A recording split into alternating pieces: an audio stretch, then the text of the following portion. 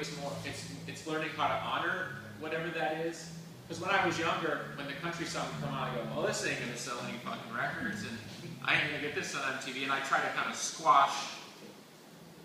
But what I really was doing was sort of disrespecting the feeling that was coming out of me. And so many of the songs that people would recognize, it wasn't like when I sat down and wrote Today or 1979 or Pick Your Song. It wasn't like I was like, oh, I'm going to write that type of song. My mind was empty. Yeah. And whatever that came out was, so to me, it's not trying to identify what you feel, it's letting what you feel happen. And I think that's what a lot of artists struggle with, is what our inner voice says artistically is oftentimes not who we want to be. Like when I first started singing, I wished I could sing like Robert Smith or Robert Plant or Andrew Eldridge from the Sisters of Mercy, or I wanted my voice to be different than it was, and it just wasn't.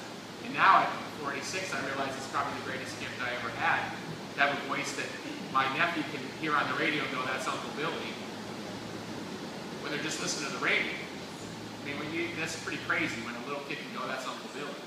So, but when I was young, I was like, why isn't it like this, or what? So it's letting those things happen. So it's more of a process of acceptance, I think. Because a lot of times the stuff I write, I don't personally necessarily like it, or even appreciate it. Like even the song we just played, Ugly. I didn't really appreciate that song at the time. Now I can look back, whatever, 16, 17 years later, and go, wow, it's a pretty good song. The lyrics are actually fairly accurate to the way that I felt.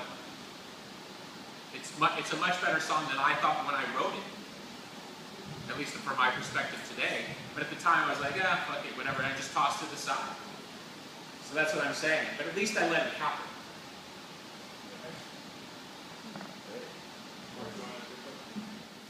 Hi guys, thank you so much for coming to the tea. Oh, thank you. It's delicious. So I've probably got a little buzz on it, so I'll try to get the question out. Are you drinking the stimulus? Oh, yeah, it's triple caffeine. Good stuff. So the show will keep going. That's awesome. Then I'll crash hard. But yeah, the question I had is, you guys have always done such a great job about staying, contemporary, current, and moving forward. I mean, if I go to buy a Smashing Pumpkins album or a Billy Corgan project or whatever, I know I'm going to get something that is current. Right. And it's not necessarily looking backwards, And I notice oftentimes there's a lot of folks that would rather, say, okay, well, I want to live in 1990, 1995.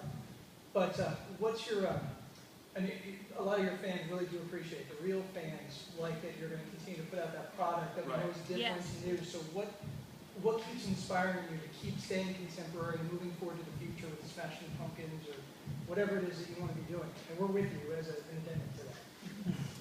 Where's the last part? We're with you as an attendant. We can't wait for what's next. Appreciate that. Yeah, we're excited about the future. Collectively, I think.